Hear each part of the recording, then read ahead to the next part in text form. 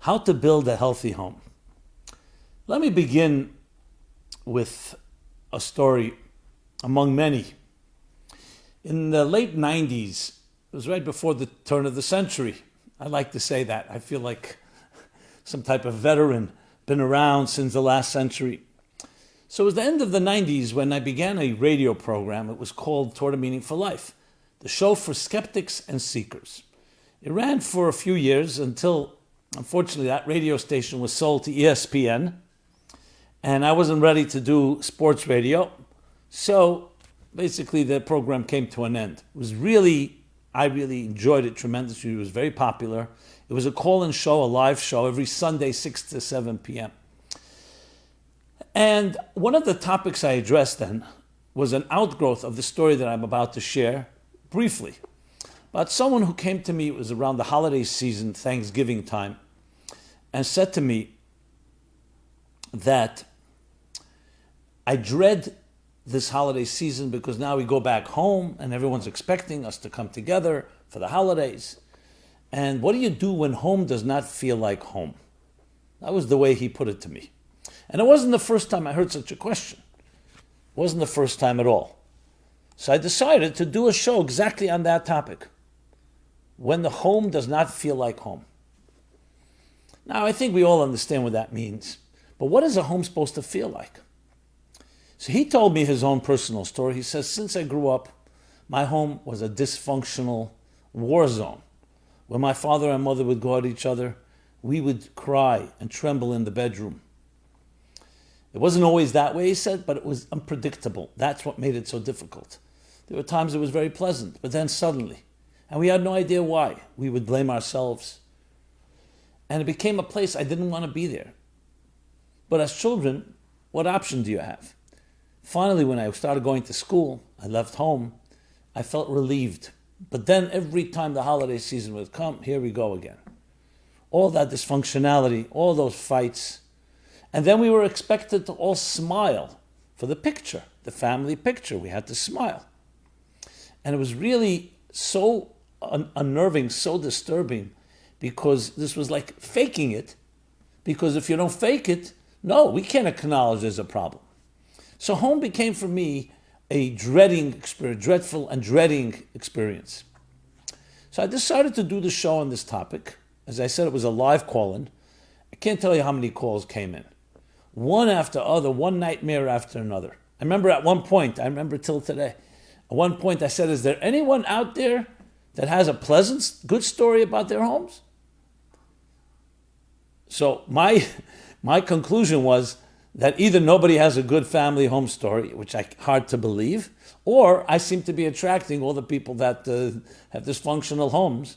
Because why would someone call and say when things are going well, why would they even be listening to the show for that matter? You know, health is something we don't feel like. What does it feel like to be healthy? It shouldn't feel like anything. If there's a sensation, you probably need a doctor. Same thing with a healthy home. If it's a healthy home, we take it for granted. We don't even talk about it. It's when you see a dysfunctionality, when you see something wrong, some anomaly, some aberration, that's when you say, oh, 1 second. Just like breathing. You know, who thinks about our breathing? Who thinks that a healthy person breathes around 18 times, exhale and inhale every minute, or a little less? Until I pointed out, who even thinks about it? But then you go see someone struggling to breathe, God forbid, on a ventilator, a respirator. Then you start saying, 1 second here. How many mechanics have to work? What kind of miracle is it? Every breath we take. And the same thing with a home. A healthy home is supposed to be invisible. It should be a given. Every child deserves a truly healthy, nurturing home. But often the only times we appreciate it when we compare it and we juxtapose it, a home that is not that way. I mentioned the war zone. That is, of course, a strong term.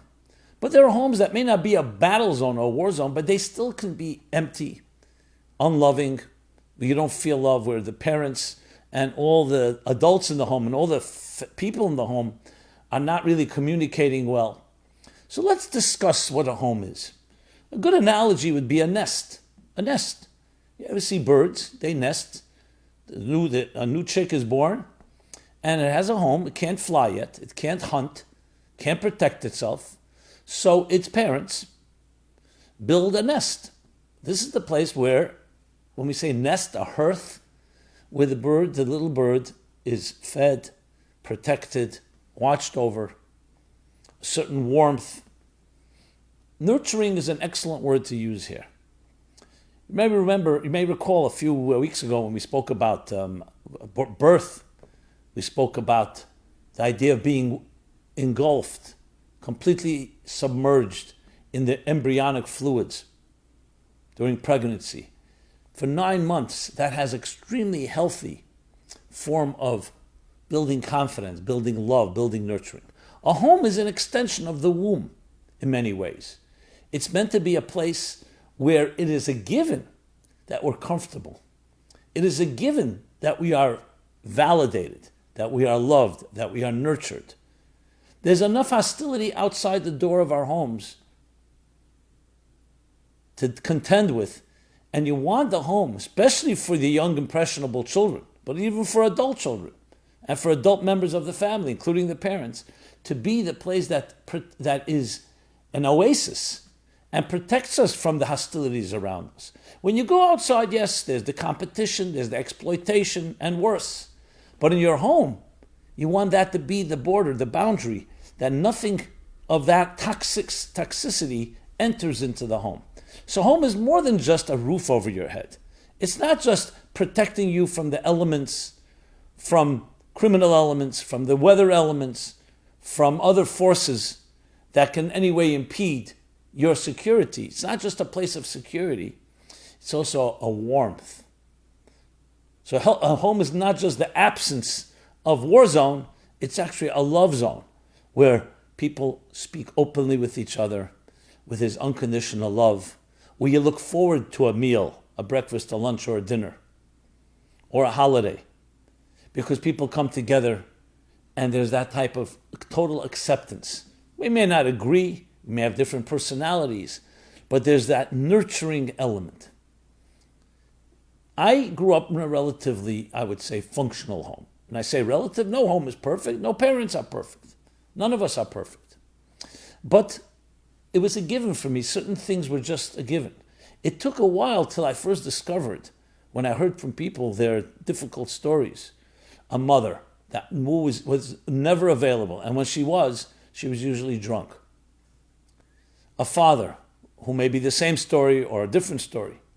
The absenteeism. All the unhealthy elements that parents have within them affects the home, because it creates an instability. One of the most important things for children is security, is consistency. I wake up in the morning, I know my parents are there. Go to school at a certain time, come home, do homework, sleep in my bed, my room.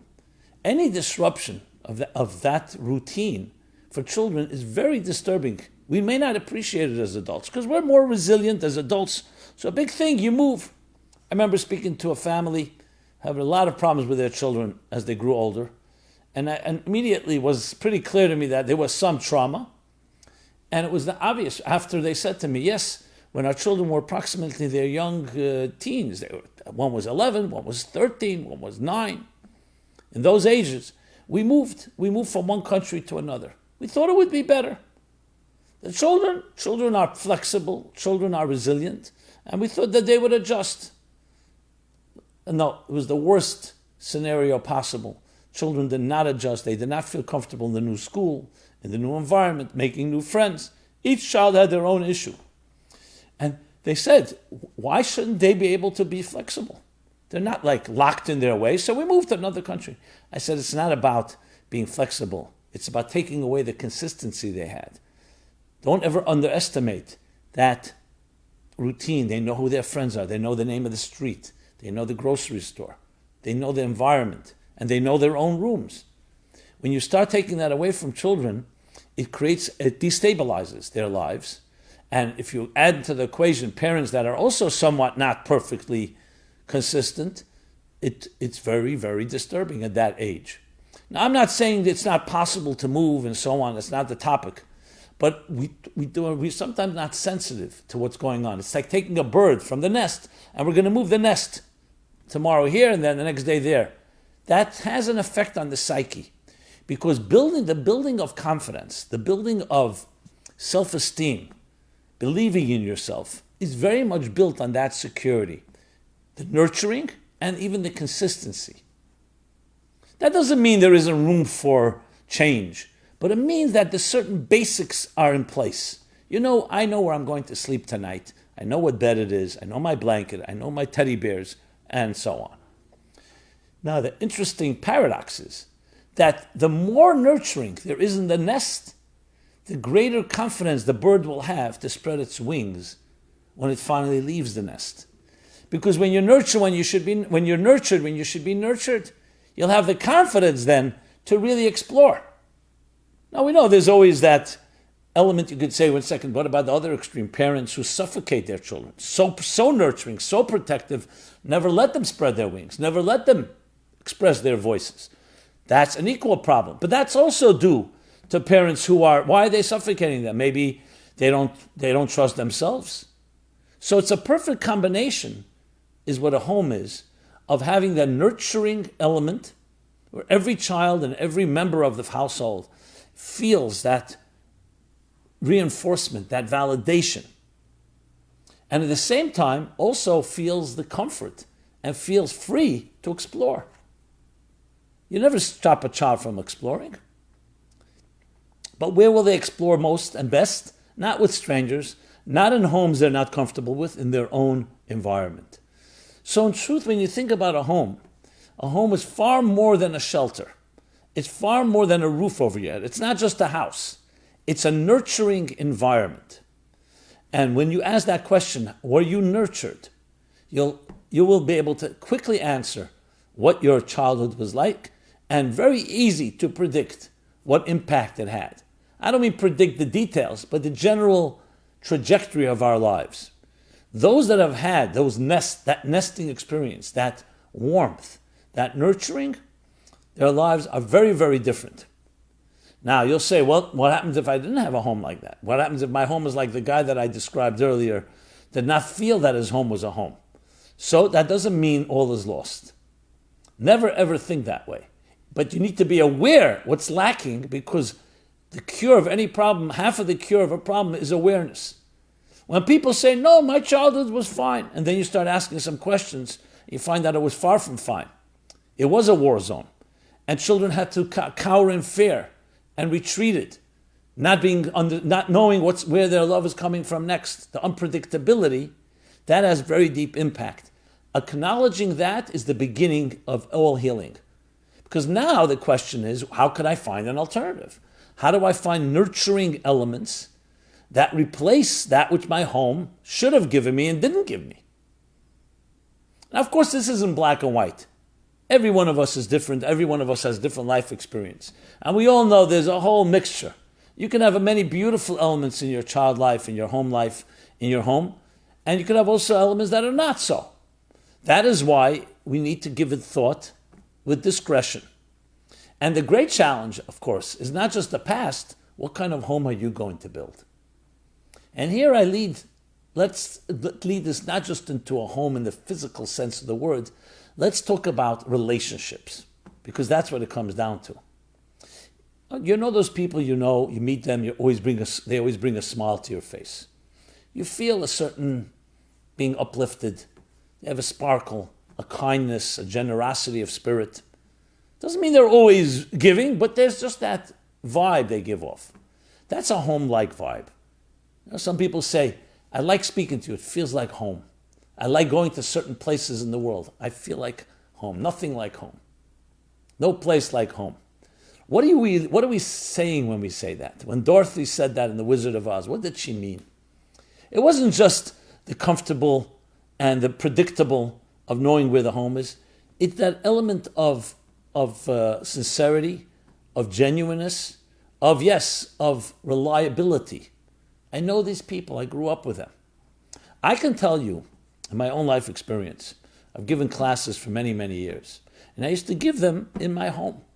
Before there was an internet, before I went to the city and started giving them larger locations, in my home. People of all walks of life, I can tell you that without hesitation, the impact of coming to a home where they smell the chicken soup being prepared for the Shabbos. They see children being put to bed.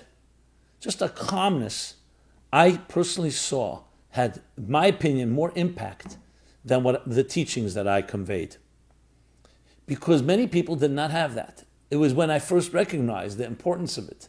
Because when you have it, as I said before, you don't always appreciate it. So home is more than just a physical environment. It's really a spiritual comfort with yourself. You know, when you say people are comfortable in their own skin, you know what that means? They feel at home with themselves. Do you ever feel like you're a stranger? I'm not comfortable with myself. I'm not comfortable. Either because I don't know if I'm pleasing people, what others think. This is always a result of never being given the latitude, the comforts, the nurturing that a home is supposed to give. So home is more than just the place you grew up in. The home is also an environment you can create. And when you have that type of homey attitude, that you have that type of feeling, that spirit, you can speak to people and they feel at home with you. They feel comfortable with you. And here I introduce the word trust. There's trust. That's what reliability provides. That's what security provides. That's what those routines I mentioned before, they provide. You can trust. And what's the opposite of trust? Is when you don't know what's going to be tonight. I have seen adults, full-grown adults, executives, leaders in their field, break down like children in tears when they start talking about their childhood.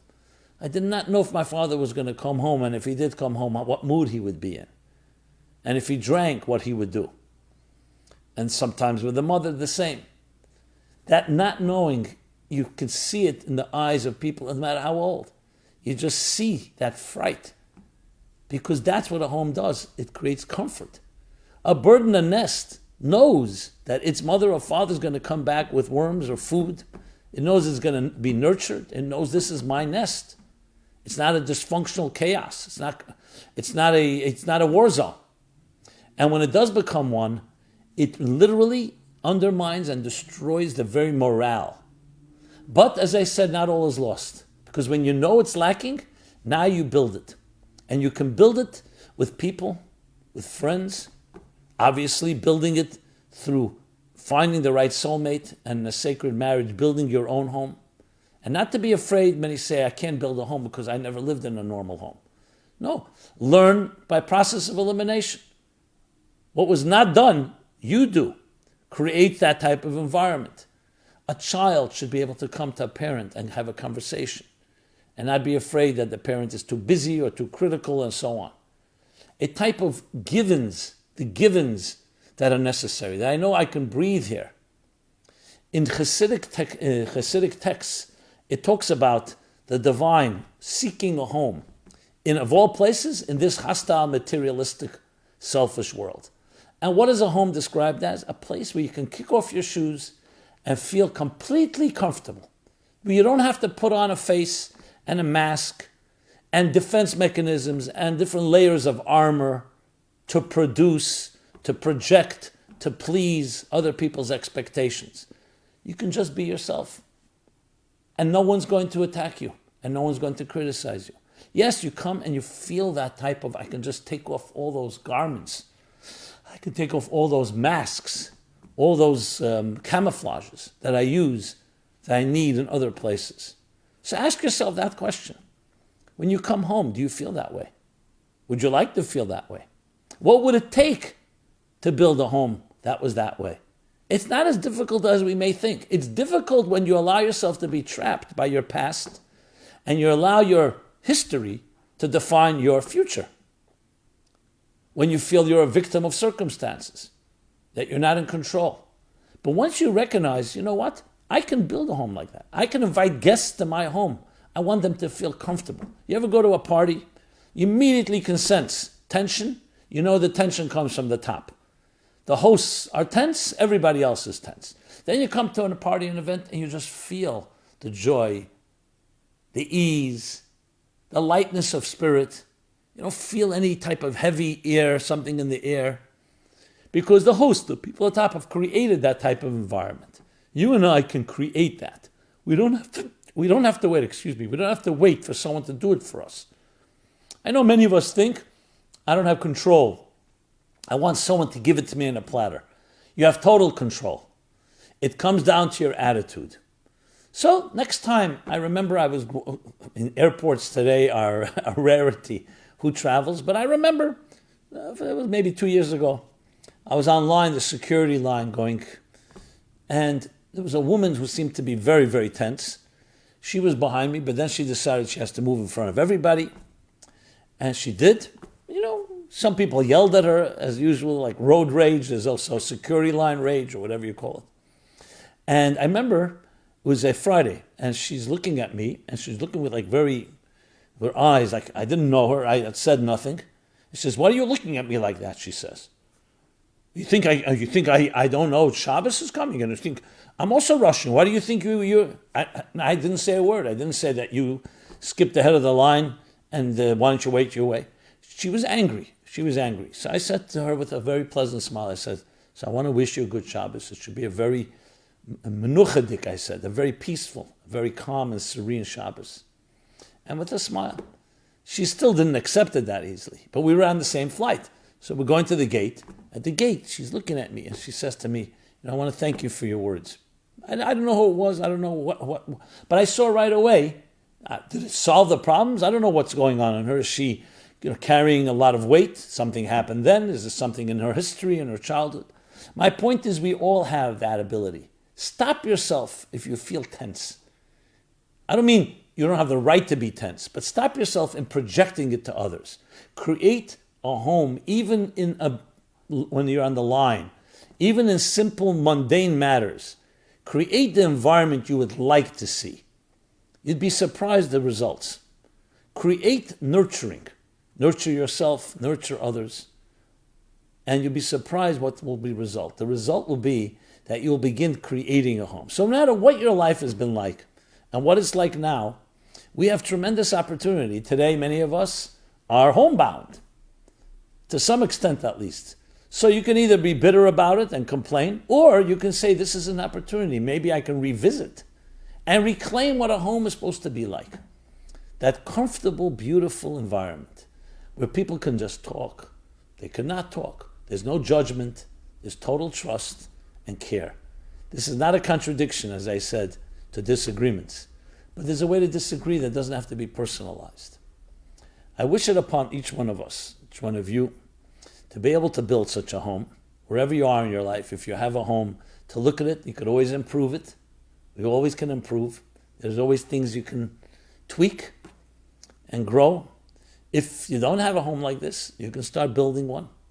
And if, unfortunately, you're in a situation where you feel like it's been stripped from you, it's been robbed from you, there's no such thing as impossible.